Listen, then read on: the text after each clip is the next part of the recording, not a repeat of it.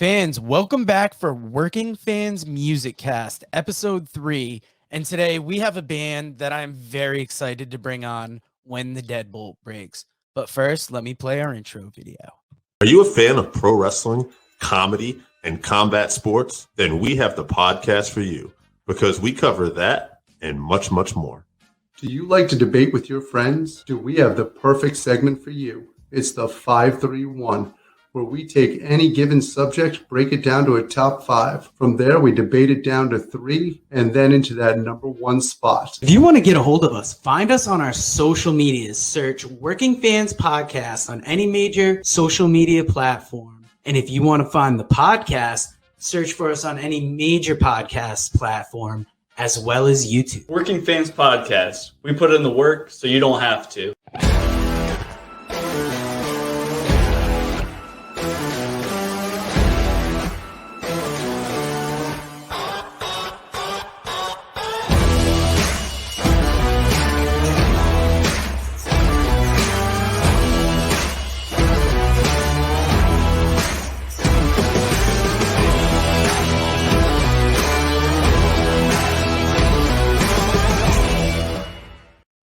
As always, we are brought to you by the Pro Wrestling Vault Volume 1, written by Vinnie Berry, 35 short stories across the pro wrestling landscape, available at wrestleville.com. Guys, I'm going to cut the read short today because I'm so excited to bring this band in. We have Aaron, Rob, and Charlie from When the Deadbolt Breaks. How are you guys doing today? Awesome. Thank you for having us on. Oh, no problem. Now, I always ask this about musical guests. What would you say probably first got you into music that you can pinpoint? It's not always exact, but like there's a lot of early musical memories. I know for me, growing up, my parents, we had those big old tube radios, the tall ones. Yeah. And every Sunday morning we would listen to, it was weird because it ended up reaching, like, even though it was analog and it was tube, you could get foreign channels, so we would listen to all sorts of different foreign channels and music and, weird radio shows and whatever. And that was really my first experience getting into the Animals and the Doors and a lot of the earlier 70s music like that, 60s and 70s. So I kind of think that was really my beginning. It was just, especially the Animals. And then I think shortly after that, I watched them on Solid Gold, which was an old TV show from the 80s. They had a video of them doing House of the Rising Sun, and it just did something to me, and since then it's just, music's got to be part of it, Yeah. Guys, were there any early influences for Charlie or Rob? Anything that you remember liking at a young age? Well, first of all, the Animals were on Solid Gold. I thought that was a disco show. I don't remember that. They had Sean and on there too, so and Ozzy. They had Ozzy on Solid Gold? Bark at the Moon. It was like they played the videos in between, like the dances and whatever shit that they were doing. All I can remember was Olivia Newton-John. How old we are. Anyway, Rob, go ahead. Thanks. I don't know. I grew up, my parents listened to a lot of classic rock when I was growing up. And so that's always kind of, that's always a comfortable genre of music for me. I think the really just rock in general has always been, just appealed to me. The heavy electric blues, like, Stevie Ray Vaughan and stuff like that. That's really the stuff that kind of got me into music. For me, it was like Oh, go ahead. For me, it was like WICH in Norwich. They would almost play like 50s and 60s rock, and I liked that. And then I learned more about like Creedence Clearwater Revival and a lot of like the 70s bands that I was like, that kind of got me into it. And then later on, I kind of gravitated towards the sound of like Down, and that's how I got into like the doomier type bands. For me, my parents weren't into music at all, and in fact, they had MTV blocked from our basic cable. So I had to watch. There was a show called Nickelodeon Rocks, and it just had like garbage kid pop on it. But that's all I could really get a hold of. And so any chance I could when I was at friends' houses, I would always try to watch MTV and stuff. And then I got hooked on, early metal kind of stuff, and everything my parents did by trying to block out MTV just made it worse. So yeah, it made it so much more appealing to seek out. And now I'm in the most evil psychedelic doom band in Connecticut history. So that really backfired. Now, happy birthday, Joe. I'm sorry you have to spend your birthday talking to us, but Oh no, this is great because I love the psychedelic doom of it. And how important is the imagery and the presentation to the band? I mean, it's just always been a part of what we've done. And I think, like, going way back in the beginning, when we first got signed to a label, we didn't really have a band put together. It was myself and a drummer just writing shit. In fact, the album wasn't even complete at that point, and we got signed pretty quick. So it was kind of a matter of rushing to put things together, to get a bass player, to get shows, and just to figure out what we're really doing. So slowly after that, the imagery kind of came into play because I never wanted it to be about the band members and about like who we were as people. I wanted it to be more about the music and the emotion and the feeling that it could convey. So to me, the best way to do that was to shut the lights off, get some kind of cool imagery that went along with it, throw it up there, and and play along with it, almost like the talkie movies, back in the day where they had the pianos playing and shit with the movies are going on live. Like, I always liked that idea. So that was kind of where it came from, and it just evolved over time, and it just kind of became a big part of what we do. But we've also done shows without the imagery too. So nice. Now, what kind of gear do you guys use? Or like, what are your go-to preferred gear? I'm going to refer to Charlie for that.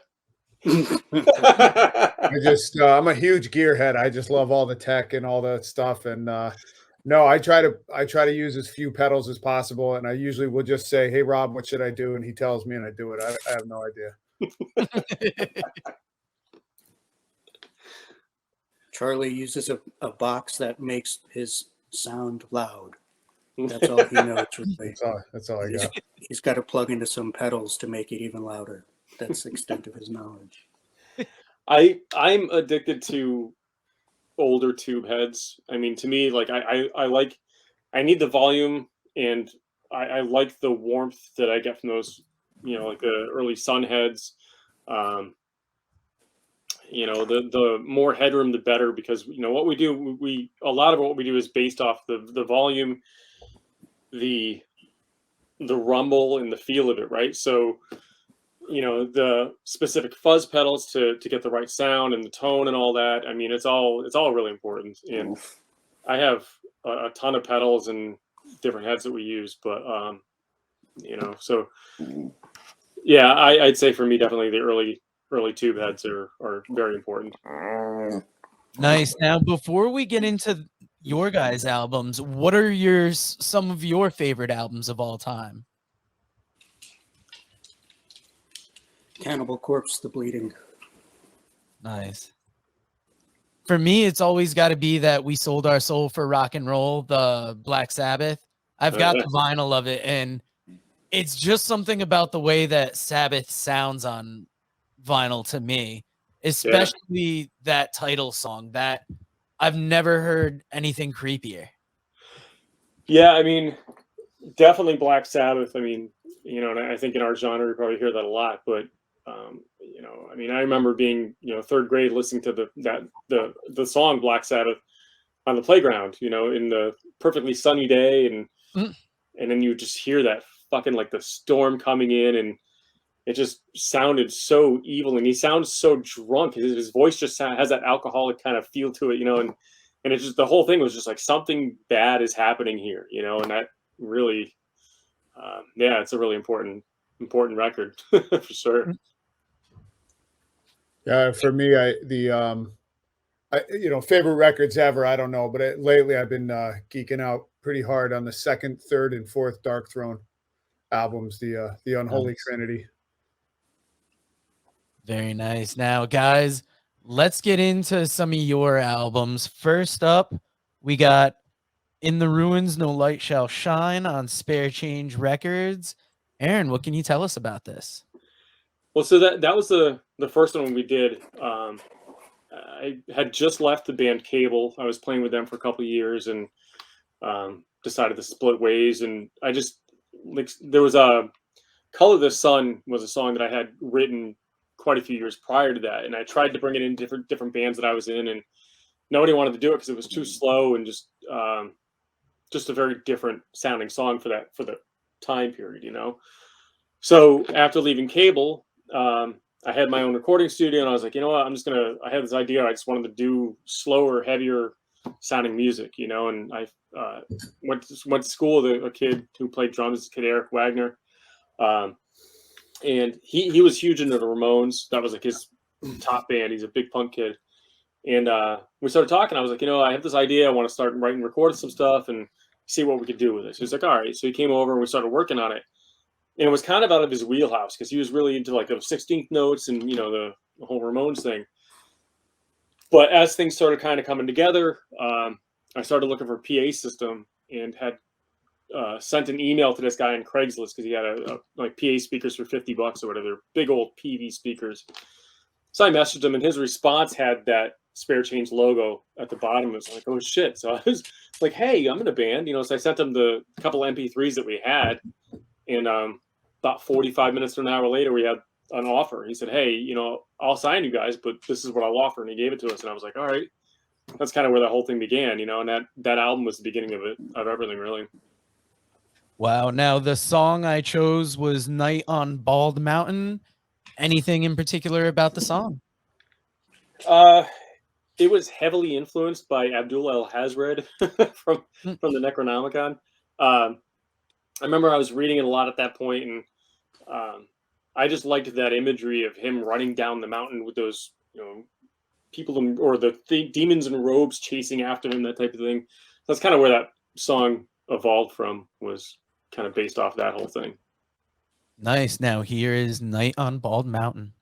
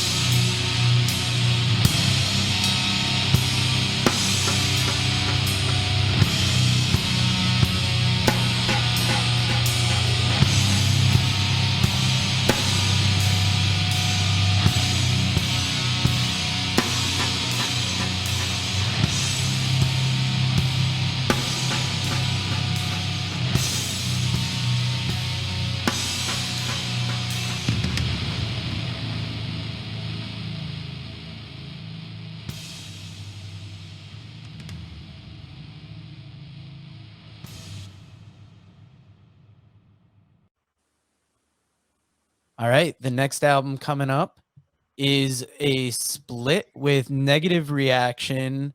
This is on Spare Change Records and PsycheDoomelic Records. Yeah. Now, how did the split release come about? And I noticed some of these songs were almost longer versions of a couple songs off the first one. Yeah, we re-recorded some of those songs because we had a different lineup by that point. A new drummer, this guy Mike was on drums, and we just wanted to do better versions, because by this point we'd been playing for a couple of years. We had a better idea of what we were doing, right? At least we had some idea of what we're doing. So Spare Change Records, I think Roman Garbacek from Spare Change was playing with us at the time, and he's like, yeah, we could put it out. He's like, but let's see if we could try and get broader distribution, because I think he was working on signing a deal for distribution through Country Media at that point, and because of Negative Reaction, because at the time they were, getting a lot of traction, they were pretty big around the area. We got in touch with PsycheDoomelic, which is based out of Hungary, and we made an arrangement with them where they would handle all the European distribution and we would handle everything else. Spirit Change Records would handle, the States, and it worked out pretty well. And that was kind of our intro into, getting more European fans, or European fans in general, because they started selling a CD and they ended up selling out of it in like no time. And I'm sure it's because of the Negative Reaction name at that point, but it helped us out quite a bit, kind of getting ourselves out there. So nice. Now, the song I chose was Somewhere Between Murder and a Wet Dream. I think this was slightly longer than the version on the first one, and for some reason I just gravitated towards this one. That was a really good song. And I think we at the time I had this a guy that was singing with us. His name was Jeremy Gish, and he had written the lyrics for that one. And I remember actually the drummer Mike had written the first riff that comes in, and we just kind of started working with it based off that. But yeah, it's a really good song. Haven't listened to that in years. Nice. Here is Somewhere Between Murder and a Wet Dream.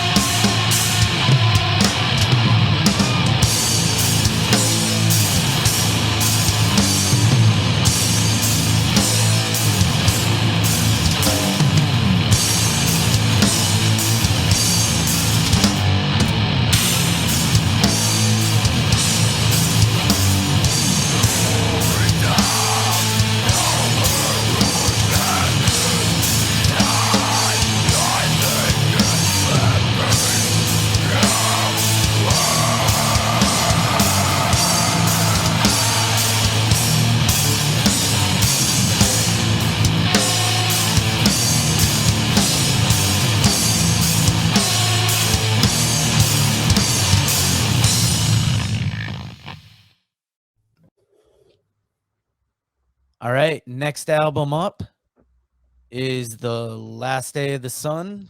This one came out in 2010. What can you tell us about this album? I like the grittiness on these first 3 albums. Yeah, they're very dirty. Yeah. That's partly because I'm, poor at recording things at that point, and still am probably, but No, um, you kind of like refine your process as time goes on, but I yeah, always love those older kind of dirtier records when they clean up their sound eventually, because it's just something about those first ones. It gives it a vibe, like old Sepultura oh almost. yeah, it's definitely more raw. And like I said, a lot of it I lend to the fact that I didn't really know what I was doing. Didn't really have great equipment. I mean, I had decent stuff, and at the time, I guess it was good, but you make do with what you got. So with this record, we had the idea of doing a double disc. Again, I think it was a brand new lineup by this point. Had a bunch of songs written, and we couldn't get we weren't really getting any traction from any labels. And even Spare Change Records at the time, even though Roman was in the band, he was like, yeah, he started feeling kind of weird about putting the records out of the band that he was in, So we had talked about it, and it really wasn't going. The conversation wasn't going very well.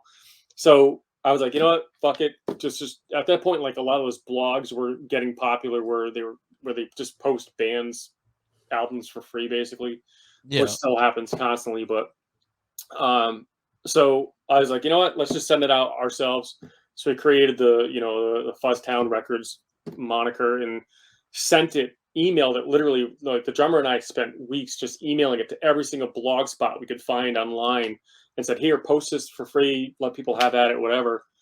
And at the time it was like, well, it kind of, we were kind of upset about it because we would have preferred to have somebody behind us and help pushing it and help promote it properly. But at the same time, now that I look back at it, by doing that and giving it away for free, especially as a double disc, I mean, it helped even further kind of push us into different audiences, and all the blog spots were just posting it like crazy. So in hindsight, it was actually probably a good thing to do, I guess.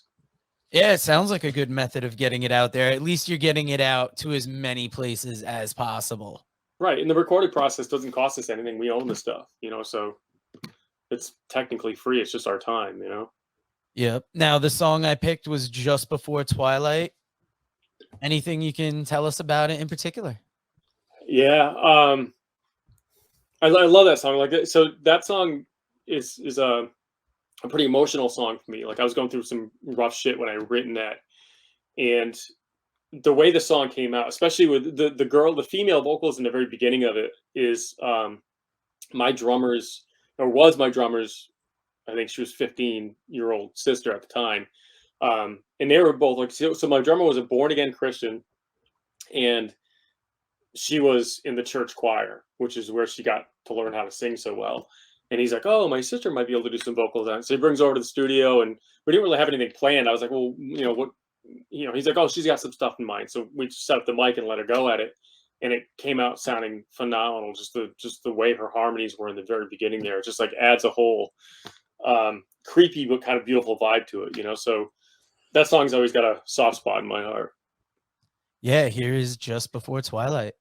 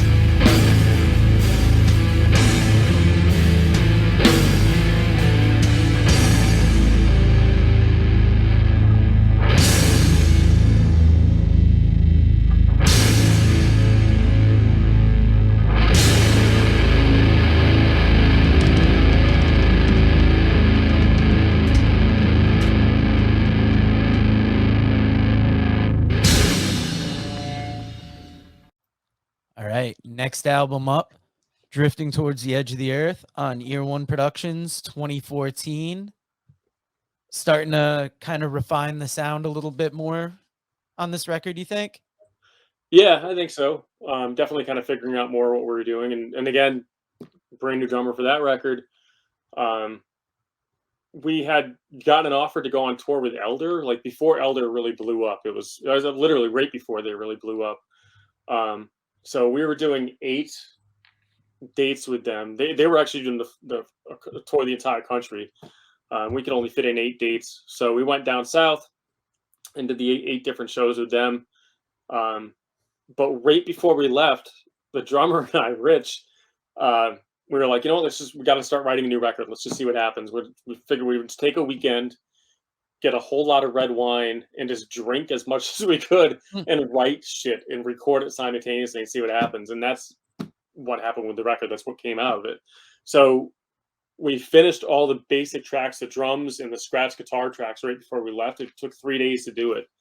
And then when I got back, I started doing all the overdubs and trying to fit everything together and trying to piece it together. It took about a year to finish, but yeah, it was a really good record. Nice. Now, the song I chose was California Comes the Rain. Any stories in particular stand out about this one? We actually still do that one live now. It's one of the ones that we brought back into our repertoire. So I don't know if anybody wants to say anything about that. Yeah, it's a good way to close the set. Nice. I was going to ask you guys, from these first few records, what are the songs you guys like playing off of them? Well, I like mixing in some of the older, heavier stuff. There was Glass Eye, Ingrate, California. You know, that's a great one to play too. We really build it up pretty good at the end.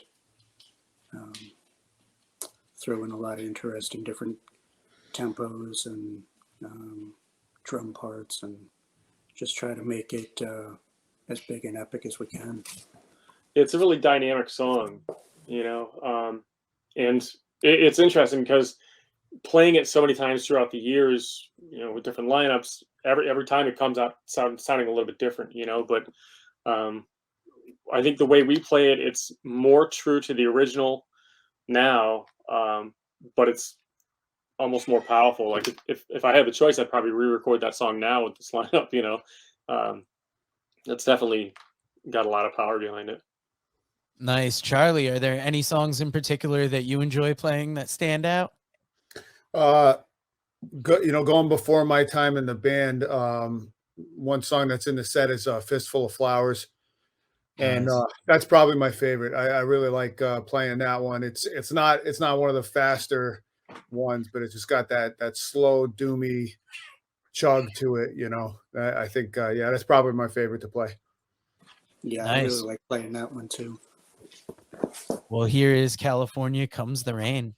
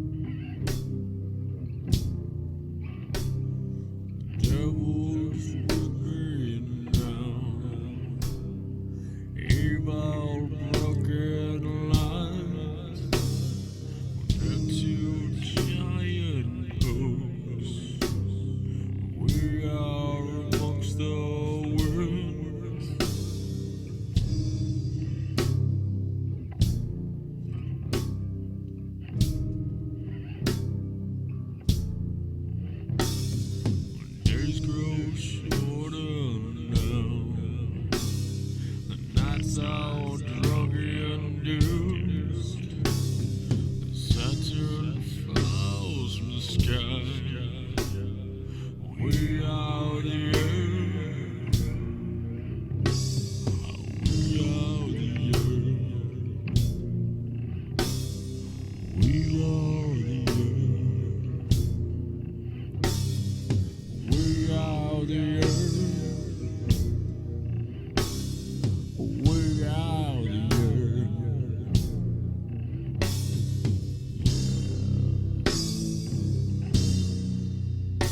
the time.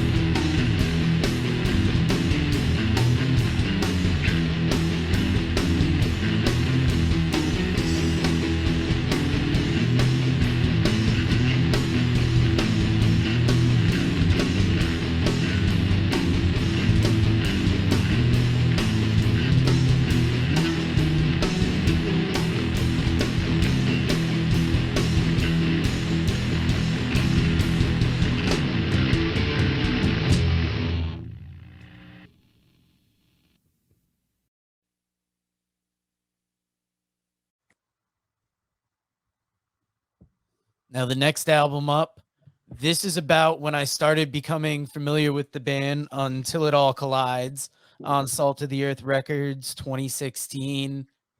That song, this is when I really started getting into it because I would listen to the song it would become almost like background noise for me. And then the riff would hit again, and I'm like, holy shit. Like, I got into those long form songs. Yeah. Now, what can you tell us about this EP? It had the one song and then the 2 live tracks, right? Yeah. So Until It All Collides, that was another one that, I had just finished going through a rough patch, going through a divorce and all that shit. And that's kind of what really spawned that song for me, is I needed something. I mean, music is an outlet, no matter how you look at it. It's an outlet for like happiness or sadness or violence or whatever it is, and I've always used it as that. And that song really encompasses just the morbid, dark spot that I was in at the time, especially that whole ending where it just starts building up and, all the noise kind of comes in, because that was all the shit that was going on in my head at the time, but yeah, we haven't played that in a while, but playing it live is a trick, but it's a lot of fun too. Yeah, I gotta imagine with like a 20+ minute song. Yeah. Yep. Now, that's the song I chose, Until It All Collides. Here it is.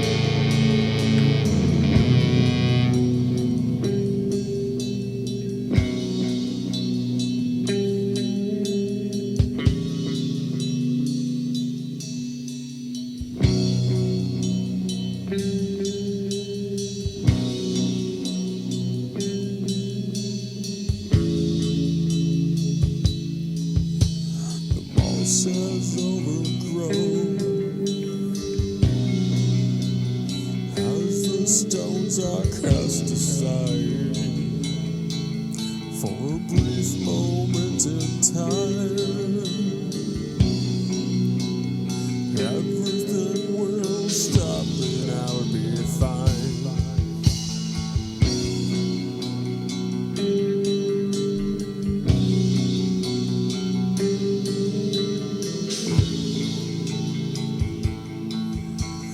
Kings and queens divide, only particles remain.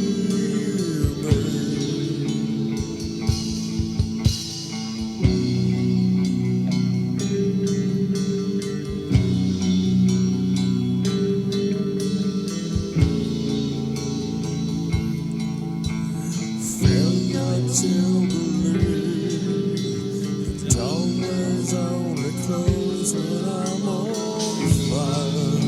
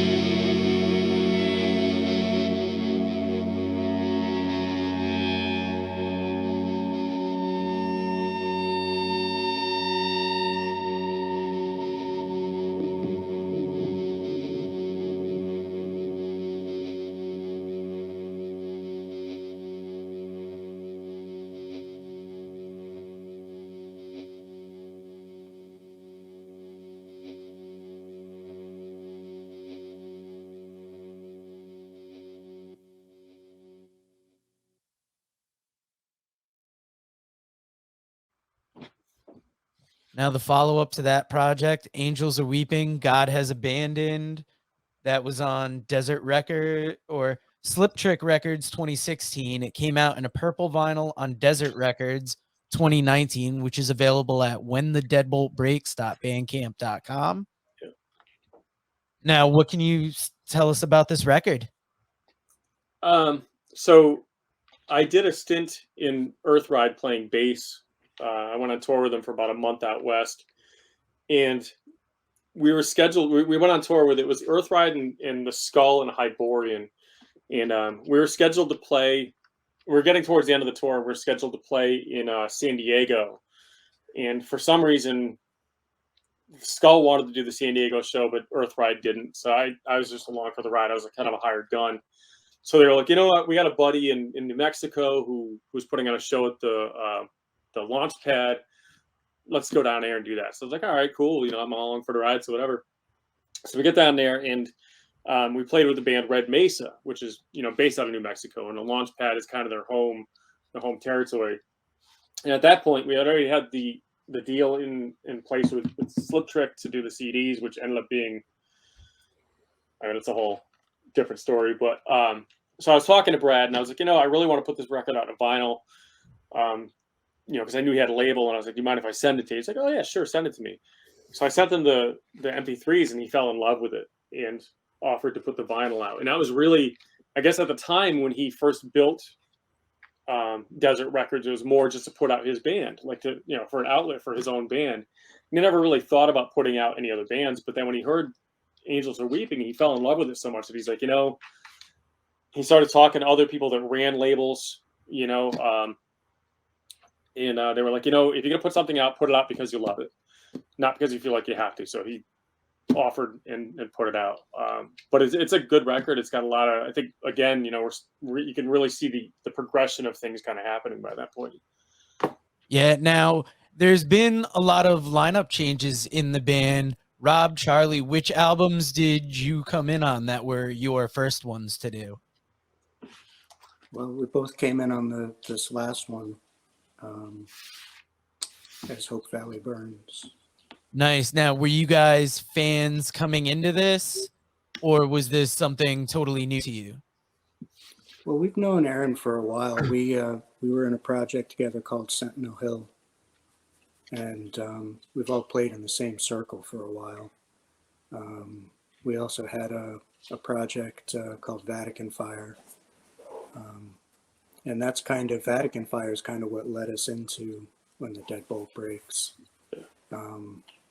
We had, Aaron and I had written a handful of songs, and Deadbolt was kind of going through some lineup changes, and the music style of Vatican Fire and When the Deadbolt Breaks are kind of complementary, and so Aaron kind of invited us into Deadbolt. Nice. Yeah, I you know, there's a lot of metal shows in Eastern Connecticut, and I'm usually the guy that makes the flyers. And I remember being sent the direction to make a flyer with the Deadbolt logo on it, and I didn't know who Deadbolt was, and I didn't know Aaron. And their logo was so hard to put on this flyer because it was like I had to like erase all this stuff, and I had to take the background out. I was like, man, these guys are probably a pain in the ass in real life. Like their logo is so like annoying to work with, and I got annoyed with them. And then when the show came around and they went on, just my jaw dropped because it's so viscerally different than everything. You know, the lights go out, it gets really dark, it's super loud, super heavy. And at that moment I was like, man, this is something else. And of course that was years before Rob and I were in the band, but you know, like my very first show, seeing them just out of the gate, I realized, you know, there was just a big difference between anything else that was going on. And I was definitely intrigued, never thinking that, you know, I would have a place in the band. And then when it happened, when the opening was there, I sort of jumped at it because, you know, like I said, it impressed me right out of the gate. Not the logo. The logo annoyed me, but the music was, the music got me.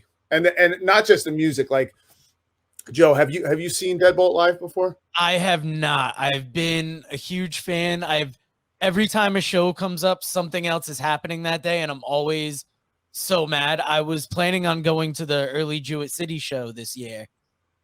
Yeah, it's definitely it's not. It's just different than a band setting their stuff up and playing. Like there's a whole visual element to it, and it's very dark, and it just conjures these. And this is me speaking as a fan, because I think I've seen Deadbolt way more times than I've ever been on stage with them. So I still kind of see myself as more like an outside guy, but there's a whole atmosphere to it that's just different. That it's almost oppressive. And Aaron will tell you, and this is one of the things I really like about Deadbolt is that a good percentage of the room will leave during the first Deadbolt song. Wow. Like a certain amount of people will leave the room because they just can't take it for whatever reason. And it's not even because it's so loud. I just think it's dark and it's oppressive and it just conjures feelings in people that they're uncomfortable with. And, every other band is trying to get everyone into the room to watch them. And Aaron's thought process would be like, if it's not for them, it's not for them. And if there's two people left, then that's who we're playing for, And I always like that.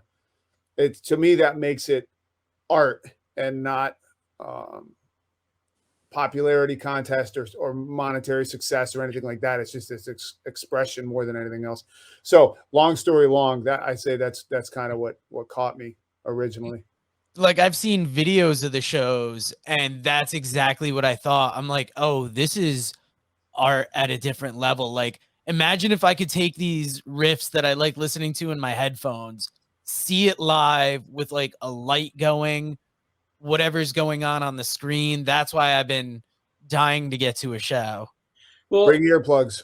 Yeah. I mean, it's one of those things where like I've seen we've all seen a ton of bands live. You go to concerts or whatever. Like, and I remember seeing A Perfect Circle live. Like I went because Meshuggah opened up, and I had to see Meshuggah again. It's one of my favorite bands at the time, and A Perfect Circle bored the living daylights out of me, man. Like they sounded so good. I mean, they sounded perfect, exactly like the CD, but there was no stage performance at all. Like everybody stood there, and it was boring as fuck. And I'm like, why would you pay this kind of money to see a band live, to just watch them do stuff and not really have a show, Yeah. So, I mean, to me, having a show to go see and having it be different than the records or the CD is important because that's what you're paying for. You're paying somebody to be entertained, right?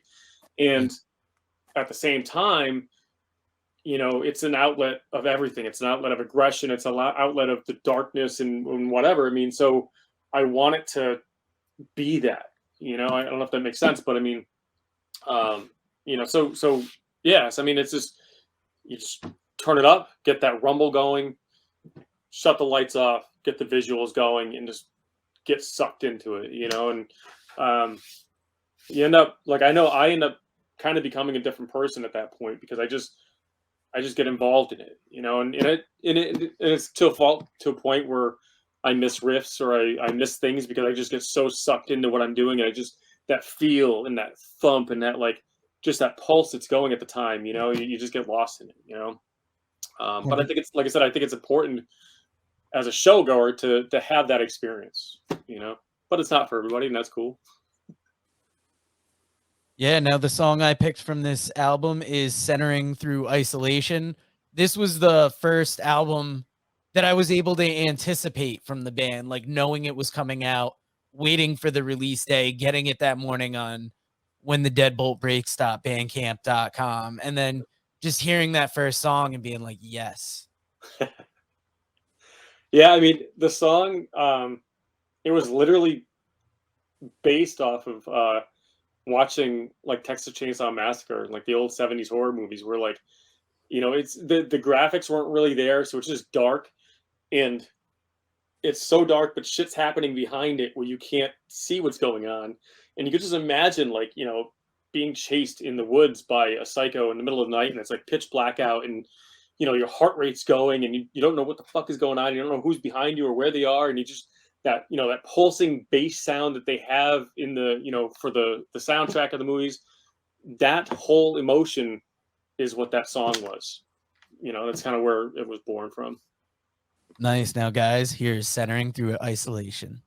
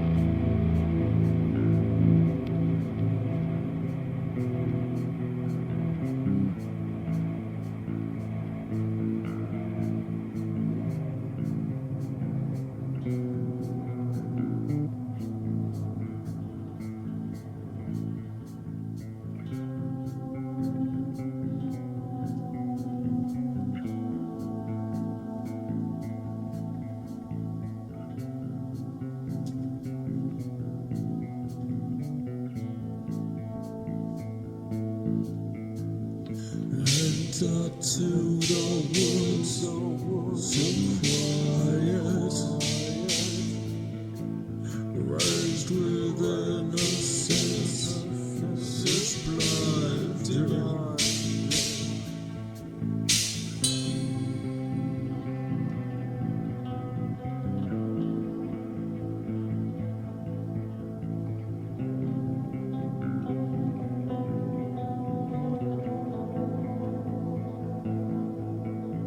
Swirling colors rain like blood drops. The world you've known is gone in darkness.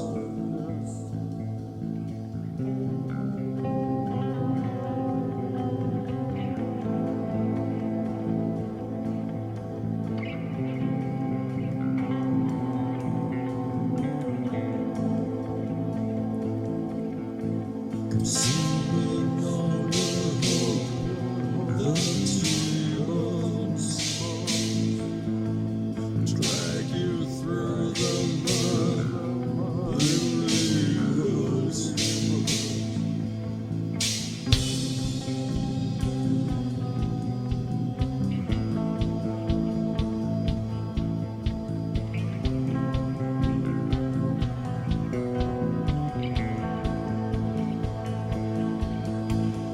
Blurry vision blocks your conscience.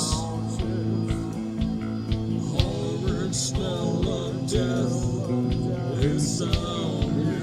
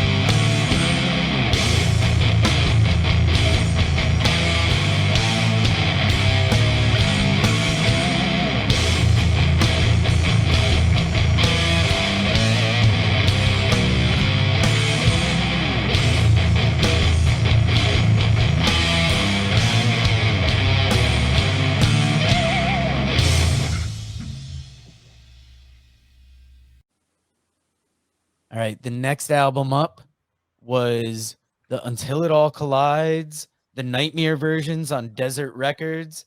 This came out in 2020. I was excited for this because I liked Until It All Collides. So anytime I hear of like a remix album or almost like a reimagining, I'm like, I'm into that idea. Yeah, it was, it kind of came at a point where, like Rob said, we were kind of looking at lineup changes that were almost imminent, at that point. But I felt like we needed to put something out because it had been a while, and I wanted to kind of trying to keep things out. So, Steve, our keyboard player, who's not with us tonight, he had done a remix of Floyd's Machine, which was off the Angels record. Like he just decided to take it and like added his own things to it, and it came out sounding like Godflesh remixed one of our songs. I was like, holy shit, this is something. But it was a couple of years ago, and I had no idea what to do with it because it was just one song. And I'm like, I'm gonna hold on to it because maybe at some point I'll give it away on Bandcamp or something, or we'll do a contest with it. I don't know. Something good's got to happen with it. I just sat on it, So, looking at the lineup changes and everything we were talking about, it, and I was like, I started thinking, I'm like, what if Steve just remixes whatever songs he wants from our records? Like, let him choose and make a record based off that, And so he went through our discography and picked the ones that he liked the best. And went to town. You know, and I was like, I told, he's like, is there anything specific you're looking for? And I'm like, no, man, I trust you to, like, he's a genius. He's a musical genius, you know? So I was like, Yeah. just do what you're going to do, because I know it's going to come out amazing. You know, and then as we're going through that process, I had been listening to, you know, I listen to Doors a lot. I like the Doors, and My Wild Love has always been a very interesting song to me because it's so bare minimal and so primal sounding, because there's not a whole lot to it, and I always liked that. You know, it's almost like listening to early Dark Throne, where it's like bare minimum basic, just something, you know. Yeah. So I told Steve, I'm like, I want to do a cover of this, but I'm not really sure how to fit that in, and I'm not really sure what to do with it. So he's like, I got an idea. Like 20 minutes later, he calls me. He's like, hey, something like this, and he plays his version of the music. I'm like, yeah, that's perfect. So Nice. Yeah. Yeah, the song I chose off of this was the Floyd's Machines remix. I like the original, but there's something about the remix that just hit me. It sounds like monsters stomping through a city. Like, it just, the way he did it, it just sounds so like, dun, dun, dun, dun, you know, it's got that. Yeah. It's huge. Yeah. Well, guys, here's the Floyd's Machines remix.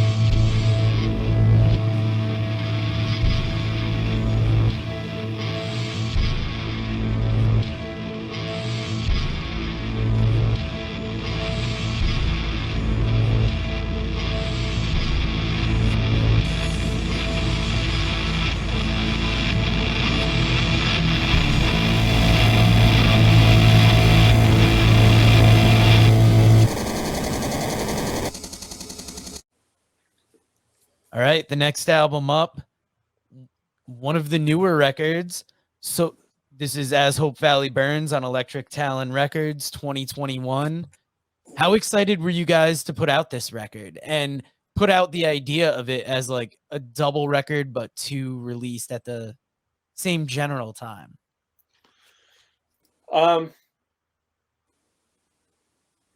Very actually. I want, like, you know, I'm just gonna say something real quick about it. Like, so when Rob and Charlie got into the band, I was extremely excited, and I still am. You know, because I knew that, I mean, the two of them, you guys they're super talented. You know, and bringing Steve in, and I knew it would kind of push everything into a whole nother dimension. You know, so beginning the writing process on this, I was extremely excited, and I think it came out amazing. I don't know if you guys want to say anything about it, but Yeah, I'm really happy with how it came out. It was never meant to be a double album. It was just, we just kept writing and writing and writing and writing. Before we knew it, we just had this collection of, you know, an hour or 20 minutes worth of music. I think it came out to, yeah, something in that ballpark. And yeah, and it ended up becoming two albums out of necessity. And I can't speak to Aaron's process before these albums, and I know that he's been somewhat collaborative with previous members, but Aaron's definitely a guy that can just write an album by himself. He doesn't need anyone else. But getting Rob in the band and the way they both work together and were able to come up with something that I don't think that, you know, neither one of them could have done that just by themselves. It was the combination of the two, and they're very different types of players. So I think if, you know, somebody were to go through the discography of Deadbolt and listen to all of them, you're going to notice a pretty stark difference with these last two ones because of Rob's input and riff writing and stuff like that. It mixes well with Aaron's writing, but it's noticeably different. So it gives a different vibe. Yeah, I was inspired by the older, heavier kind of Deadbolt era. I really like the Angels Are Weeping album. I thought it was a great album. And I liked, you know, the ambience and mixed in with the aggression, but I wanted to bring back a little more of the aggression, and I think that's probably the biggest thing I've noticed that's different about this album as opposed to some of the other stuff is the trippy ambient stuff. I feel like is more ambient, and the heavier stuff is heavier. It's just it's got a lot more contrast to it, I think. yeah, and it was interesting too. I mean, because this is, you know, the peak of the pandemic, basically, or like when it was first starting. I guess it was, so yeah, everybody's locked down in their homes, and to write the record, we were emailing shit back and forth. You know, like Rob and I would get together and, you know, do the drum tracks at his place. We would just write a bunch of riffs, you know, and he would, you know, after I left, he would put them together the way he felt they would fit. You know, and even some songs like he wrote, I mean, shit, like The Hanged Woman, you know, you wrote that on your own pretty much. Yeah, that was a complete song I brought. Yeah, The so Hanged Woman and was it God's Eyes? yeah, you know, and then so he would write the riffs and put the song together and send it to me, and I play completely different than he does. I'm very sloppy. I'm not very precise, you know, when I play. So, you know, hearing the song the way he had it, like it didn't sound like something that I would do. I was like, oh, I like it, but I can't play it like that because I'm not that good of a player, you know, and Rob's a great musician. So throwing my own spin on it, you know, then it becomes what it is, you know, and so it was a very different process than what we've done in the past, and it worked out so incredibly well, you know. Yeah, and I really liked hearing my riffs played in the Deadbolt style, because like Aaron said, he and I have very different styles, so it's kind of cool to have that flavor added to something I wrote. Nice. Now the song I chose is So Lost Are We from As Hope Valley Burns. Here it is.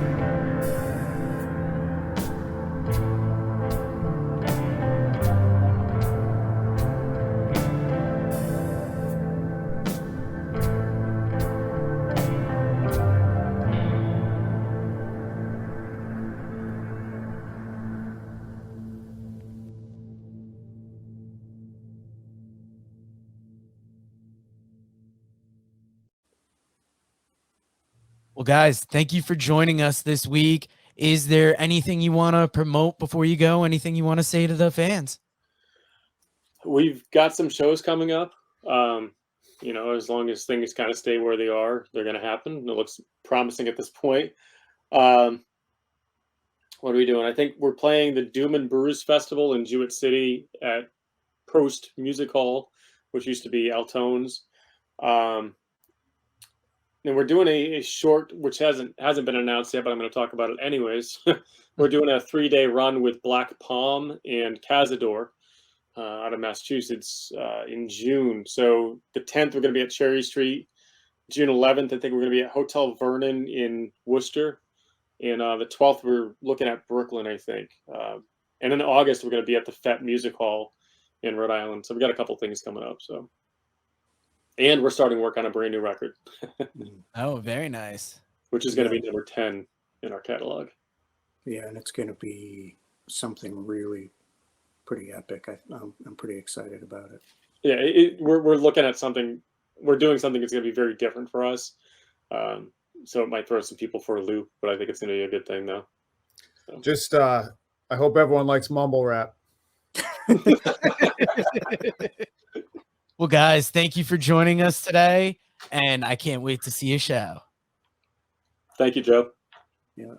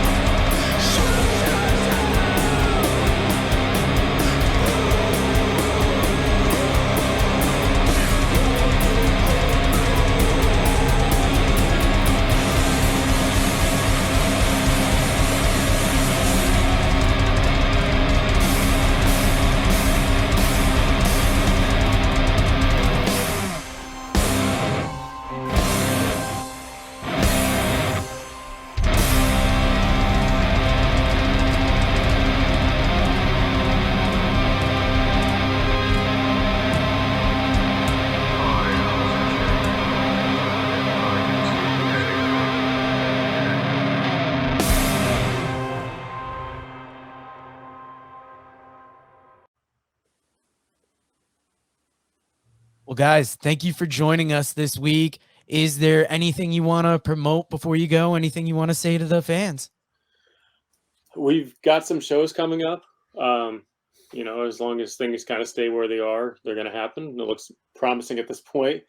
What are we doing? I think we're playing the Doom and Brews Festival in Jewett City at Prost Music Hall, which used to be Altones. And we're doing a short, which hasn't been announced yet, but I'm going to talk about it anyways.